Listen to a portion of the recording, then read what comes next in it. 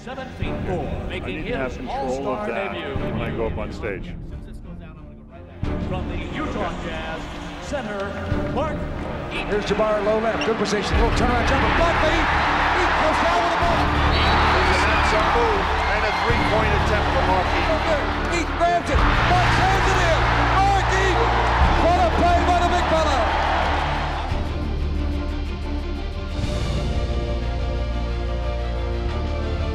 Just count on out on the stage run. We'll just have a little moment. I'll give you a hug. Low left, Eaton, Anthony blocks it for Eaton, rocket right out of bounds. Eaton blocks and grabs it out. What a play by Eaton. Quicker that I need? Oh, yeah. Crashes in, goes to Green, block by Eaton, picked up by Magic, block by Eaton, and it goes out of bounds. Oh baby, big Mark everywhere.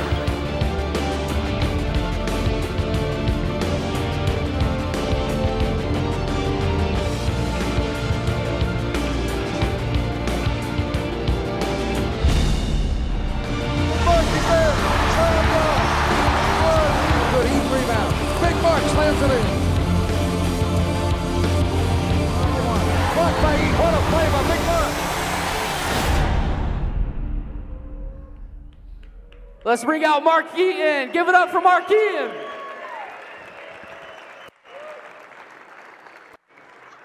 I've always wanted to hug a 7'4" guy. Thanks, buddy. Appreciate it. Good morning. Okay, good morning. So my first question for you is, what do other people really want from you? All the people you're selling to, your coworkers, your boss, even your family, what do they really, really want? And what is the one thing you could give them they couldn't say no to? What people really want is they want to be taken into the next level. That's what we all really want. When you take other people to the next level, you become invaluable to them. Well, that's what I'm here to talk to you about this morning. How to be invaluable. Because when you take other people to the next level, you get there too. When I was 21 years old, I met Tom, the coach that turned my life around. Decades later, I called Tom and I asked him what I did that made me different. What did I do that allowed me to be in the NBA for 12 years and become an all-star?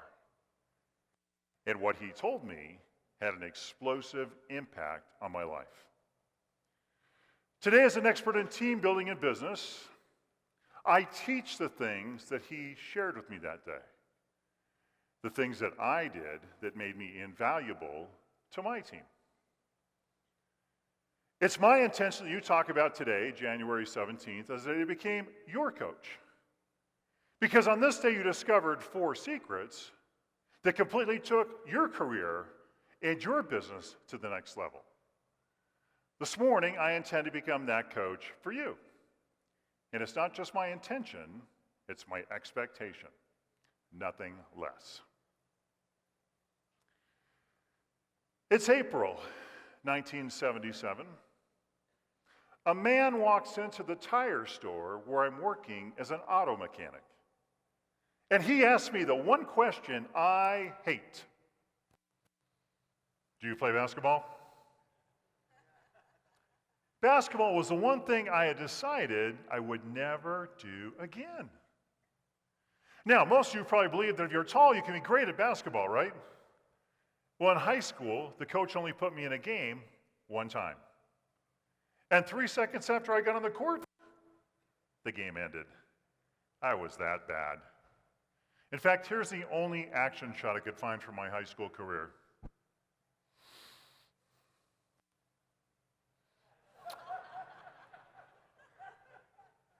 As a senior in high school, the small guys on my team were a lot faster than I was. I couldn't keep up. Now, if you're tall, there are some things you can do well on the basketball floor. But unfortunately, I didn't know what they were, and neither did my coach. I hated basketball, and I wanted to forget about it. But you see, that was impossible. People just wouldn't leave it alone. A day didn't go by without absolute strangers asking me, "Do you play basketball?" Now, more than anything else, growing up, I just wanted to be like everybody else. But kids, they called me a freak. They called me lurch. They tried to beat me up. I was like some kind of a tree they wanted to topple. I didn't go to supermarkets because people stalked me in every aisle. The pointing and the staring and the comments kept me out of shopping malls. I avoided people. But it wasn't just people I was avoiding. I was running away from failure.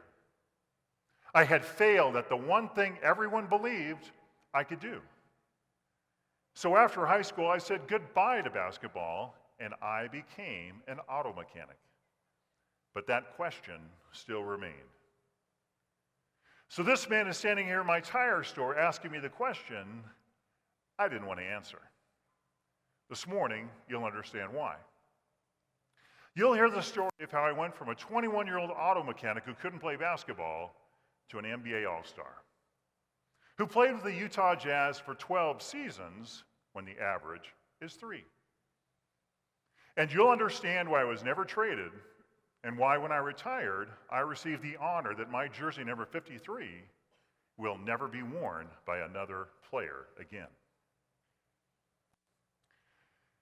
When I called my coach Tom and asked what made me a great team player, he said, "Mark, you did 4 things. There are 4 of the most powerful commitments I believe you may ever hear. They're the 4 things that took me from someone with no talent or passion for the game of basketball to the top of the biggest game out there. And they're the same things that took our team, the Utah Jazz, to the top of the charts. I'm going to share these commitments with you here this morning because I want to help you create teams that are unstoppable, united forces and get the spirit and discipline that you need to dominate your game. I'm going to teach you to get that kind of teamwork, the kind that creates champions. In the world of professional sports, if you don't have teamwork, you're out of the game. It's not a luxury, it's what you do. Let me ask you a question. Have you ever worked in an organization where there was a lot of infighting, office politics, backstabbing? How'd that impact your sales, your camaraderie when you guys are out there on the road? What would it be like if you went back to work tomorrow and there was no internal competition? None. Can you even imagine that? That's what it's like when you walk out on the court and you're playing with the world-class NBA basketball team. It is possible. That's what we're here to achieve this morning. If you want to win today and outperform the external competition, take your business to the next level, you need teamwork. You need to end the internal competition. On a sports team where everyone is playing for themselves, that spells failure immediately. In business and sales, it's just a matter of time before the same thing happens. So, how do you create a winning team? Well, we've heard the best way to create a winning team is you get the very best players and you put them on the right seat on the bus. Well, that's not what happened to the 2004 U.S. Olympic basketball team. The very best players were handpicked for this team, all playing in the positions where they excelled, and they lost. Can I get the picture up? A U.S. team lost for the first time since 1988. So what went wrong? I mean, what does it take for a group of champions to create a championship team? Something was missing. The one thing that makes a group of people a team. What was that? Every winning sports team knows the answer, or they don't last. This is what I learned in my 12 years in the NBA. So what's the secret? What makes a group of people a team? A group of people sharing a common goal, a leader, an ideal, or they're having a shared experience. What is a team? A team is a group of people who are committed to each other. So the important question is, what are the commitments that make a team win and an individual a great team player? We're going to talk about what separates the winners from the losers. Most people are not clear about how teamwork is created. Athletic teams are. You're going to get these commitments here in this room this morning, and you're able to use them the moment you step out the door. And it is my intention and my belief that when you do, nothing short of miracles will happen. I didn't make it to the NBA just because I was tall. There's a lot of tall guys that don't make it. And I was 21. That's old to get started playing basketball. I started late, but I made it to the top. And I believe if I could do it, anyone can. Because I believe each of you in here has a gift, something that makes you truly unique. And this morning, I'm going to show you how that gift can be of true and lasting value to others. So back to my tire store. Well, it turns out this man, his name is Tom Lubin, and he's an assistant basketball coach at the local junior college. I tell him, no, I don't play basketball, and a conversation. And I think that's the last I'll see of him. Well, he doesn't take no for an answer. Next, he comes back, claims he has a rattle under his hood, wants me to go for a ride around the block with him. I get in the car, I'm listening for a rattle, he's talking basketball. I said, buddy, take me back to the shop and let me out of the car. Well, 2 days later, he's back again. He insists I can be great at basketball. He's got a college catalog, wants to talk to me about enrolling at Cypress Junior College. I said, you know what? I had enough of you coaches in high school. I'm really not interested. And I took that college catalog and threw it in my toolbox. A Wednesday morning, 9 o'clock, working on a car. He's back again. Comes walking to my shop with a box. Inside the box, a pair of basketball shoes, size 17. Somehow I figured out what my shoe size was. Thursday afternoon, 3 o'clock, I'm doing a brake job. He's back again. Comes walking to my shop with another assistant coach. This coach just walks in my shop, stands there and stares at me like this. They proceed to follow me around the car I'm working on for 30 minutes. Tom yakking away about all the players that he's helped that have gone on to play collegiate or professional basketball. The other coach never says a word. After a half an hour of this, I say, listen, guys, I don't know who any of those players are, and I don't care. I know there is no place for me on a basketball team. I'm happy where I am. Please leave me alone. Well, the next day he comes back with Swen, one of the players he helped get in the NBA.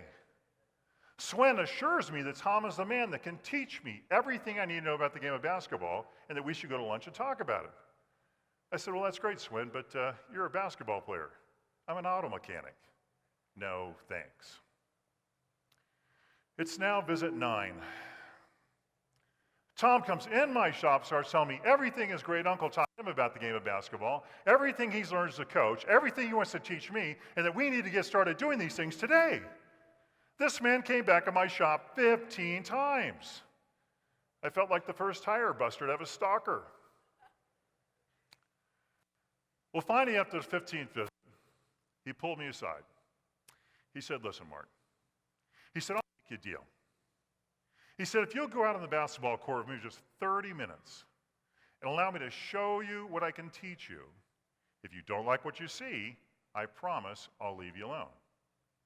And I said, Tom, if that's what it takes to get you out of my shop so I can go back to work, I'll be there.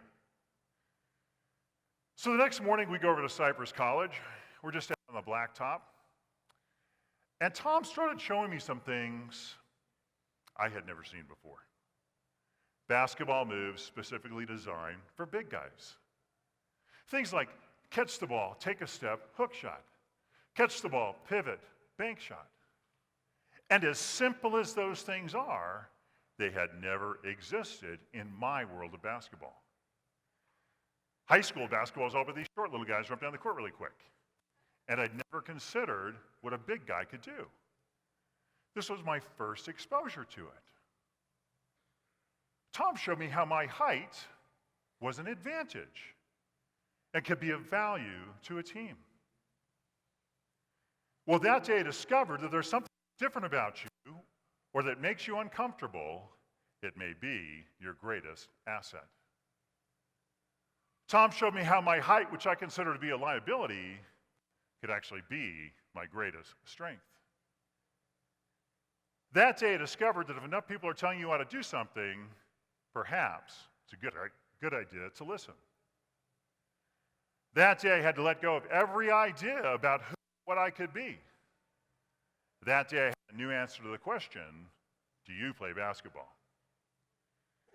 Now, it took him almost 2 months to convince me to go out on the basketball court within just 30 minutes. But there was something deep inside of me that said, maybe I ought to take a look at this one more time. Have you ever had a feeling like that? Like maybe there's something you ought to consider just once more? Now, I had no idea what this journey was going to look like. But I had someone who was willing to stand alongside of me and show me exactly what I needed to do. Tom was one of the first people to come along in my life who believed I could make it to the next level. I had done nothing athletic for over 3 years, ate junk food, and partied. Well, I began to change. One day, Swen shows up at the door, takes me to the health food store, introduces me to alfalfa pills, brewer's yeast, protein powder, and desiccated liver. That was health food in the 70s. I have some of that for you, by the way, at my booth later on if you want some. Tom lent me a pair of workout shorts. I didn't even own a pair. Tom would come to my apartment at 6 o'clock in the morning and wake me up, and we'd run for an hour before I went to work. Then after work, we'd go to the gym for 2 hours. We'd spend a half an hour on footwork, a half an hour on agility drills, a half an hour in the weight room, and a half an hour just learning how to catch and shoot the basketball. Because my knees were so stiff from standing on concrete floors and my hands were so tight from holding wrenches that we literally had to start with, this is how you bend your knees, this is how you open your hand, this is how you catch the basketball. My day started at 6 in the morning and ended at 10:30 at night. Now, the first couple of weeks were the roughest. I didn't think I was making any progress. It took every ounce of energy I could muster just to get out of bed in the morning. But after a couple more weeks, things started to come together. My muscles weren't quite as sore, my feet started working a little bit better, and I was able to catch the ball a bit easier. After 4 months of doing this, I said, okay, I'll try this basketball thing for 1 year. And I committed myself. And I got out that college catalog and signed up for junior college. Now let's just think about this just for a moment. I mean, what's the likelihood of someone like me meeting someone like him? Someone who had dedicated their life to developing basketball players. I mean, working as an auto mechanic is not the direct route to the NBA, just FYI. If you were going to design a plan of how to become an NBA basketball player, do you think it would include quitting basketball after high school, moving to Arizona to go to trade school for a year to learn to be an auto mechanic, moving back to Southern California, getting fired from your first job so that you could move across town to a tire and auto center where at the exact right moment you walk out of this bay you're walking in down to the corner of this busy intersection to greet a customer so that a coach who'd worked with a couple of NBA players might drive by, see you there, come in and offer you a chance to play basketball. I mean, the likelihood of that is zero, isn't it? It's a bit of a miracle, isn't it? And the crazy part was, it was a miracle I didn't necessarily want to be a part of. So I kept my job in the morning, went to practice in the afternoon, and I went to night school. Tom was the assistant coach there. It was my first chance to play basketball on a team. Now, luckily for me, the day before the first game, the starting center broke his nose. Ironically, it was on my elbow. That's how I became the starting center of the Cypress Chargers. And the first year there went pretty well. I was able to get some playing time, got a little bit more self-confidence. And by the end of that first year, I'd had enough success where I decided it was time to get serious about this game of basketball. Now, it was too hard being bent over the hood of a car all morning and trying to play basketball in the afternoon. So I quit my job as a mechanic, and I got a job selling cars. Datsuns. Perhaps you can picture me behind the wheel of a B210 Honeybee, explaining to the customer this is actually a roomy vehicle, right? Love those cars. Well, the next year went even better. We won the state championship at California. And now it's time to decide where to go to the big school. I played well. I was 7'4", and I got a lot of attention. 6 to 8 college coaches a day showed up outside my apartment, outside my job, outside the gym. All wanted me to play for their school. It was kind of like being stalked all over again this time by college coaches. And after much consideration, I decided to go to UCLA. They were one of the biggest names in college basketball, and I decided to go there for 2 reasons. Number one, I knew I'd be on national television every Saturday afternoon with all the pro scouts watching me play. And secondly, Larry Brown was the head coach, and he'd both played in the NBA and coached in the NBA. So I became a member of the UCLA Bruins. It was the big time, and everything changed. They just had a very successful season the year before I got there, and they really weren't interested in changing anything to include me. I found myself sitting on the end of the bench again. The assistant coach who recruited me was still excited about me, but the head coach, not so much. If I was lucky, I got to play 3 minutes a game. So I watched my teammates from the sidelines. In fact, that year, I watched our team go from number 2 in the country to number 62. I knew I could help, but I wasn't given a chance. I didn't know what the future would hold. So every afternoon that summer, at that point I thought my career had been a complete failure. I thought maybe I don't have what it takes. And every afternoon that summer, I would go and work out at the men's gym. Now, the men's gym at UCLA, which had been built in the 1920s, was the site of some of the greatest pickup games or practice games every afternoon. All the greatest players in Los Angeles would congregate there every afternoon to test their skills against one another. I mean, these games were like NBA All-Star games. Magic Johnson was there, James Worthy, Norm Nixon, all these great Laker players. Only the best players could join in. And every afternoon I played in these games. And one afternoon in particular, I'm out on the, let's say one basket's back here and the other one's down there. And I'm trying to catch this little guard on the other team named Rocket Rod Foster. Simply the fastest human being I have ever seen from one end of the court to the other. And he's getting to the basket by the time I'm going to cross half court. I can't get this figured out. I'm out on the court, but I'm not in the game. And I'm frustrated and stand over the sidelines for a minute and holding my shorts and taking a break. Kind of feeling sorry for myself. Just thinking to myself, I just don't know if I can play at this level. And at that moment, I feel this large hand on my shoulder. I turn around. It's Wilt Chamberlain, arguably the greatest basketball player who ever lived. Look him up sometime. Still holds 68 NBA records. Wilt had retired from the NBA a few years earlier, and every afternoon would still come down and work out with the young guys.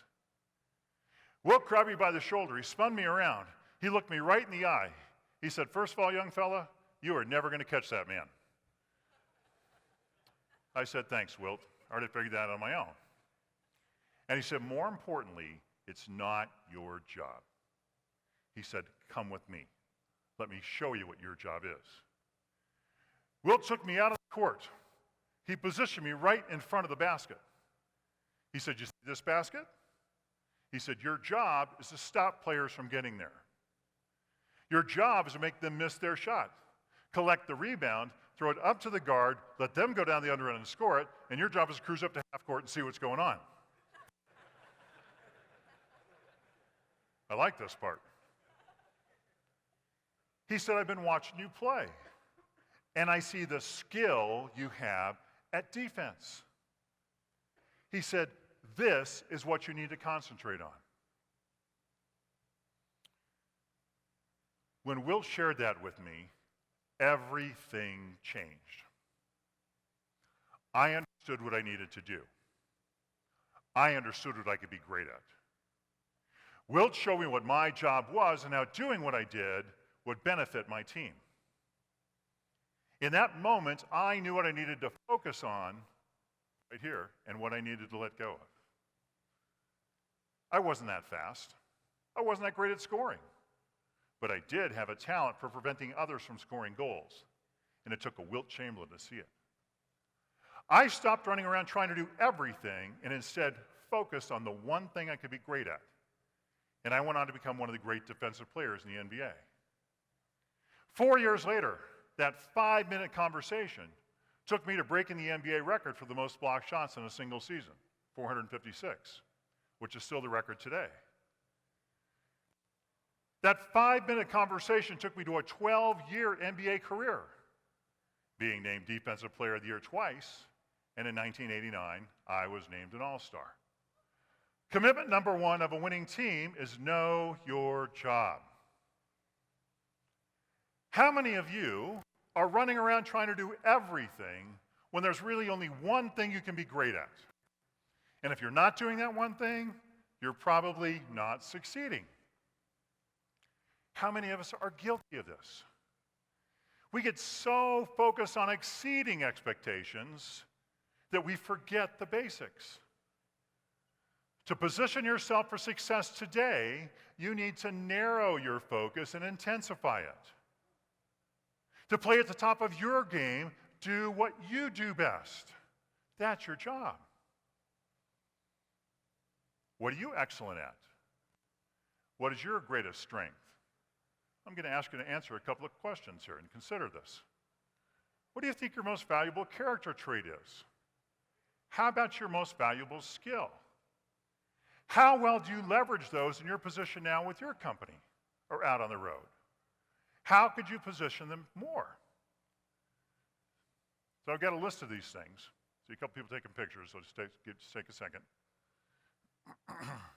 And I'll have a download link on my last page too if you want to get the notes from today, okay? Excuse me. So character traits are who you are when you wake up in the morning. You shouldn't have to think about these too much. And skills are what you do. So what I'd like you to do right now is just take a moment, get your cell phone out. I'd like you to take a picture of this slide. And after we get done today, or when you have a break at lunch or whatever, I'd like you to send this slide to 3 more people that aren't here. Or you can ask, somebody's here. And just say, hey, I was at this seminar this morning. Would you mind telling me what you think my number one character trait is and my number one skill? You might hear something new, right? Maybe people tell you you're a great coach. You never even thought about that. So what I'm telling you is there are things out there. The conversation today is really not about fixing your weaknesses. It's about doubling down on who you already are. It's about playing to your strengths. Because when you learn to play to your strengths, you learn to honor your role. And when you learn to honor your role on the team, you allow other people to honor theirs. And when everyone focuses on what they do best, you have a good foundation. Well, Wilt had given me the first key. I had the first commitment. I'd taken my first step. But there were still 3 more things I needed to learn. I didn't play much at UCLA, but I made a decision that I wasn't going to quit. Because I had to know if I could play basketball or not. And if I finished my collegiate career and didn't make it as a pro, at least I wanted to be able to say, yes, I played basketball. What kept me going is what my coach Tom had told me from the beginning. He said, Mark, this is going to be a journey of ups and downs. And that not all coaches you encounter will understand what a big guy can do. When I called my coach Tom and asked him why I wasn't playing at UCLA, he said, Mark, it's not the team, it's not the coach, it's you. You need to get better. He said, if you're not going to play in the games, you're going to have to make the practices your games. You're going to have to be the first guy to practice and the last to leave. You're going to have to continue to do your running and do your shooting and hit the weight room. Because if you continue to work out, I promise you, you'll have an opportunity to try out at the next level. Now, I didn't have a lot of reasons to believe him at that point in time. I mean, there wasn't much success around me as far as I could see. But I trusted Tom. I put my faith in him because I believed he could see a little bit further than I could. He gave me a game plan, and I followed it. I did what I was asked to do. And that's commitment number 2. Do what you're asked to do. In basketball, we call this executing the play. Are we clear about what other people want from us? Do we really know what's expected of us? Do we ask, or are we hoping? I knew I wasn't succeeding at UCLA, and I didn't know why. Most of us think if we find another situation, things will improve. Well, 9 times out of 10, it's not the situation, it's not what's out there that's a problem, it's us. I made it to the top because I was out on the court all those days doing what I've been asked to do. If you want to go from doing your best to being the best, you need to do what you've been asked. It may not be easy. It may take more discipline and more effort than you believe you can put out. If you want to be a champion, there is a path. Execute the play. That's a success secret no one has told you. You don't hear that one in the world today. That's what got me into the NBA. When Tom asked me to work out 6 hours a day, 5 days a week, I worked out 6 hours a day, 5 days a week. I did exactly what he asked me to do, not less, not something like it. Your job in sales today is to do what others ask you to do. It's not to do your best. It's not to do what you think is best. Do what you've been asked. In our culture of individualists, you'll stand out if you just do that. In today's world, that is exceeding expectations. What if you ask your boss or one of your key clients what you could do differently? What if you ask your spouse what you could do differently? Probably get a list. What if you did that list? You'd blow them away. Tom told me if I stopped practicing, it was all over. So I practiced, I really practiced. It was my senior year, and I was willing to do anything and everything I could just to have a chance to try out for the NBA. Every morning I got up and I went to the gym at 9 o'clock, and I spent an hour and a half shooting the basketball from every position on the court. Then I went in the weight room for an hour and a half. Then I went out on the track and I did sprints and laps. I worked out, and I got stronger. Most guys were out there for an hour or 2. I was out there 6 hours a day trying to get better. So why aren't we asking what it is we should be doing? Well, I think the first reason we're afraid it might look like we don't know what we're doing. So how can we ask and get the answer we need and still look good? We need to ask skillfully. We need to communicate our game plan and then ask if there's anything else we should be doing. If there's anything else we should be more focused on. There's another reason we don't ask. We don't want more work. We're afraid we'll be asked to work longer and harder. We're afraid that if we ask, we'll be expected to deliver. And that's true. In fact, my coach did ask me to work out longer and harder. Being out on the court 6 hours a day got me in the game I needed to be in. If you want to play a bigger game, you may be asked to do more than you ever thought you could. You may be asked to do things you haven't done before. Doing them is what's going to get you on the court. See, people are afraid we're going to be asked to do unreasonable things. Unless it violates your integrity, doing what's unreasonable is exactly and ultimately what will make you outstanding. If you want to win today, you need to let go of what you think works and really listen for what others are asking for. We're all afraid we're going to hear things that are impossible, things we assume we can't do, things that we don't know how to do, and things that we don't want to do. And very likely, we will. And that is where the gold is. Making the impossible possible, fulfilling the unrealistic request is what separates the winners from the losers. Having the courage to ask and the discipline to commit is what will make you outstanding. And doing precisely what you've been asked is remarkable. These things will take you from useful to invaluable. So what do most people want from you? When did you last ask them? On a scale of 1 to 10, how clear are you about their priorities, not yours? And how well do you execute their requests? What number would you give yourself today if you had to write one down?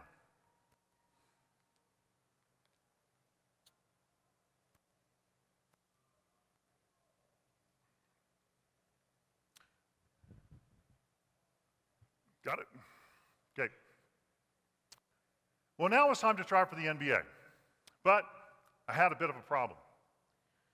Remember that vision of me being on national television at UCLA? Cameras didn't quite catch me at the end of the bench. No one knew who I was. So my junior college coach, Tom, and I, we created our own NBA marketing plan. We got at the NBA statistics, and we looked up all the worst teams in the NBA. The Utah Jazz, right at the bottom. Last in almost every statistical category. We called them on the phone. Thought maybe they'd give me a chance. Can you imagine cold calling NBA teams asking for a tryout? The coach and general manager, Frank Layden, answered the phone. No secretary back then. Said, Mark Eaton, never heard of him. Send me a tape. We did, and years later, Frank claimed all I received was 30 minutes of me taking on and off my warm-ups at UCLA. But Frank came out and watched me play in a summer league in Southern California. He pulled me aside. He said, son, I can tell you've been working. He said, I'll make you a deal. He said, if you come to our training camp a month early before any other players get there, get on our weight training program, work with our coaches, get on our running program, I'll give you a chance to play for 1 year. And I said, Coach, that's all I'm looking for is a chance. So I showed up here in Salt Lake City in September of 1982. I thought I was in pretty good shape.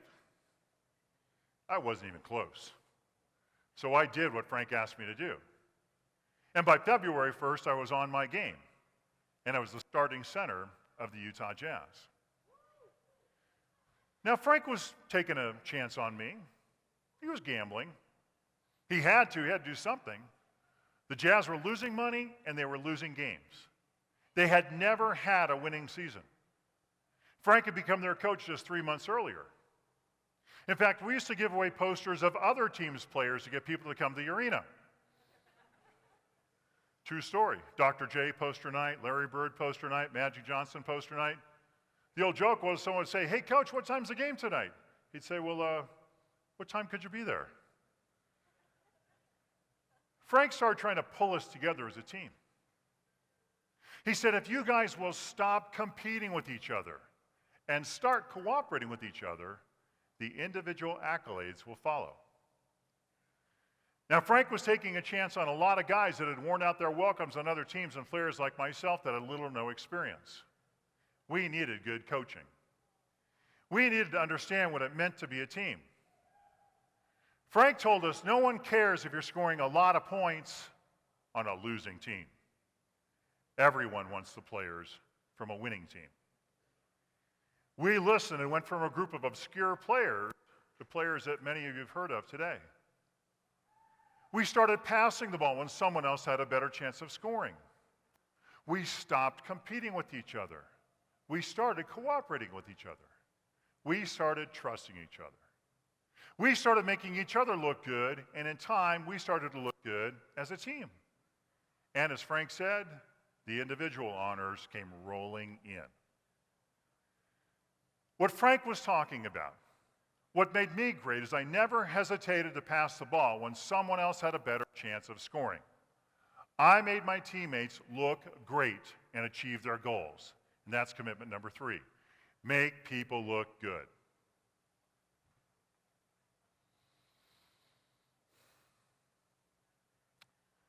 One of the most important keys to success is to provide other people with recognition. Making people look good makes you look good. The better you make others look, the better you look to them.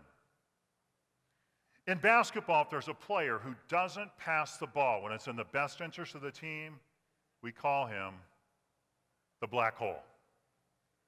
That's the person you throw the ball to, and it never comes back. Nothing will alienate your teammates faster or destroy morale faster than hogging the ball.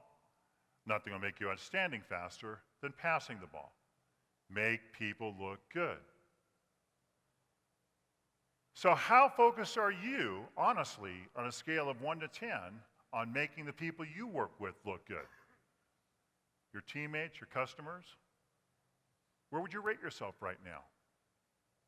And can you think of one action step you could implement in the next week to improve that score? Is there somebody you need to acknowledge? Is there somebody you need to meet with? Is there somebody you just buy a cup of coffee for and check in with? You know, a couple of days ago, I was in Billings, Montana. I spoke to a pipeline company. These guys are in 6 states out on job sites in Podunk, Wyoming, right? The simplest thing of their boss or supervisor, project manager, taking a bunch of Jimmy John sandwiches and going out there and sitting down with them for a few minutes makes all the difference to them. And just checking in with them and seeing how they're doing. Yes, they've got quotas. Yes, they have safety concerns. Yes, they've got all these other things they have to be concerned about. But the fact that he took the time to just go sit there and say, hey guys, here's 10 sandwiches. Let's sit and just chat for a few minutes. Make people look good. It's a key to your success. All right, anybody here from Oregon? I'm sorry about this story. It's 1986, and we're playing one of our arch rivals, the Portland Trail Blazers. It's about 90 minutes before the game, and I'm out on the court underneath the basket, walking around the painted area on the floor, which we call the key. And I'm walking around in this painted area under the basket, and I'm saying to myself, this is my house. No one gets in here. This is my house. No one gets in here. You come in from the left, Big Mark is there. You come in from the right, I'm there. The game starts. I'm blocking shots left and right, disrupting the game, collecting the rebound, throwing it up to John Stockton, throwing it down to Karl Malone, and scoring easy goals at the other end of the floor. The 16,000 fans of Memorial Coliseum in Portland, Oregon go quiet. It's the greatest feeling in the NBA. We win the game 95-93, and after the game we go in the locker room, and all the press is surrounded Karl Malone, who scored 37 points that night. Press doesn't care too much about defensive players. I take a shower, go back to the hotel, go back to my room, grab a hamburger, go to bed. Next morning I get up, and I'm sitting down in the restaurant, sipping my coffee and flipping through the paper. And my name catches my eye under a photo of me. And the article starts with quotes from the opposing coach that it wasn't Karl Malone they had so much trouble with, it was me. That my defense was so disruptive, they couldn't run their plays. And that was a deciding factor in the contest. On top of that, I blocked 14 shots that night, which was the third highest total ever in the history of the NBA. Thank you.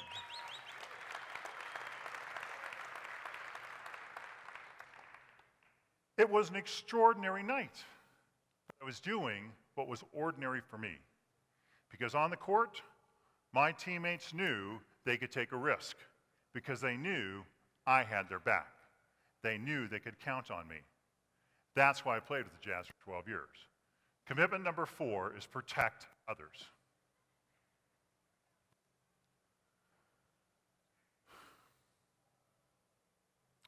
Who do you protect? Who's protecting you? What would it be like if everyone on your team truly felt safe? If you want to be invaluable, be the person people can count on.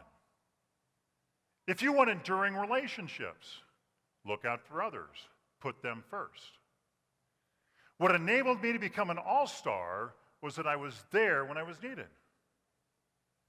When we protect others, people will speak up and take a risk because they know they won't be criticized for taking a risk that fails. When we protect others, we create an environment of safety and freedom. And that's what supports innovation and the immediate response required in our world characterized by incessant change. When we protect others, we sometimes give up an opportunity or put ourselves on the line. When we do that, we show people we care.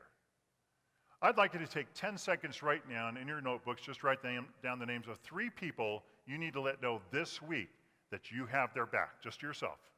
10 seconds real quick. At work, at home, first 3 names come to your mind real quick. Boom, boom, boom.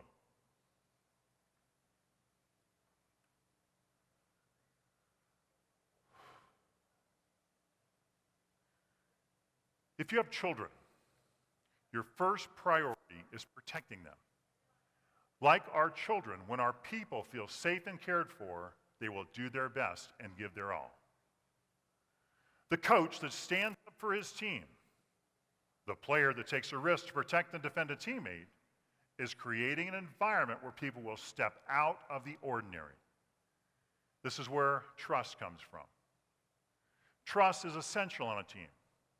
A lot of people talk about trust, but very few know how to create it. Trust comes when people know that you're there for them. Trust comes when people know they can count on you. Trust comes when people know we are committed to their well-being. When you commit yourself to protecting others, you can expect an extraordinary commitment in return. This is where loyalty comes from. Loyalty is what distinguishes a team from a group. It's what makes relationships irreplaceable and invaluable. Fighting for someone else, doing more for others than we do for ourselves is truly what brings out the best in us. And that's where you find the win. That's the power and that's the magic of teamwork. A team like you guys have here with D2D. Well, do you know what it's like to be on top of the world and then nowhere? It's 1993. I'm 37 years old, and it looks like I'm finished. Had 12 good years with the Jazz, now I find myself sitting on the end of the bench again. I can't run. I can barely jump. I can't compete. It's all come to a grinding halt. I'm seeing my career end. I had a severe injury earlier in the year, and it's getting worse. Night after night, running up down the court weighing 300 pounds had taken its toll. After 12 seasons, my body couldn't take the pounding anymore. I was in constant pain. I had back injuries, knee surgeries, ankle sprains, a punctured eardrum, sciatica, lost feeling in my hip and leg. I tried chiropractors, acupuncturists, physical therapists, neurosurgeons, cortisone injections. I spent my days in waiting rooms because that's what it's really like when you play in the NBA for 10 plus years. It's not glamorous. I wanted more than anything to be back out there with my team. I tried everything I could, but it wasn't to be. I didn't know what the future would hold. And in 1994, I called a press conference, said goodbye, and left the Jazz. From that point on, I spent all my time just trying to get healthy. A couple years goes by. One day, the phone rings. It's the vice president of the Jazz. It's good to hear his voice. He tells me I'm going to receive one of the greatest honors an athlete can get in professional sports. That from now on, March 1st is going to be officially declared Mark Eaton Day in Utah. And that my jersey number 53 is going to be retired during a ceremony at halftime of a game that evening. In the 19 years of Jazz history, I was just the 3rd player to receive that honor. March 1st, 1996, I'm standing at half court of the Delta Center in downtown Salt Lake. My first coach, Tom, on this side. My NBA coach, Frank, on this side. My friends, my family, my teammates. 20,000 cheering fans are giving me a standing ovation. The governor picks up the microphone and explains to the crowd that the Jazz were almost sold to a group of investors from Minnesota in the 80s. And the reason the owner of the team didn't sell was because he believed in me. And the reason we didn't become the Minneapolis Jazz was because he believed in our team. That ceremony was the pinnacle of my success and the very end of my career in basketball. Way up high in the rafters, number 53 unfurls. I received that honor because I honored others. That's why I played with the Jazz for 12 years. That's why I was never traded. That's why I became an all-star. I helped others win. To achieve lasting success, you need to help every person you work with be a success. My jersey was retired, but I wasn't. It was the beginning of other things. At 38, I was forced to reinvent myself. And what I found is the same commitments that took me from an auto mechanic to an all-star enabled me to meet the new challenges and situations that lay ahead. All of us face setbacks or downturns. We need something we can rely on. Simple truths. Well, you have them now. Know your job. Do what you've been asked to do. Make people look good and protect others. This is a strategy that will enable you to master whatever game you're in. Coach John Wooden, considered by many to be the greatest collegiate basketball coach ever, said this: a player who makes his team great is more valuable than a great player. When you make your team great, greatness will come to you. That's the miracle. Here's how you make it happen. When you go back to work, I want you to evaluate yourself and your teammates with these 4 questions. Do they know their job? Do they do what they've been asked to do? Do they make people look good, and do they protect others? If they're a 10 in all areas and so are you, you've got an all-star team.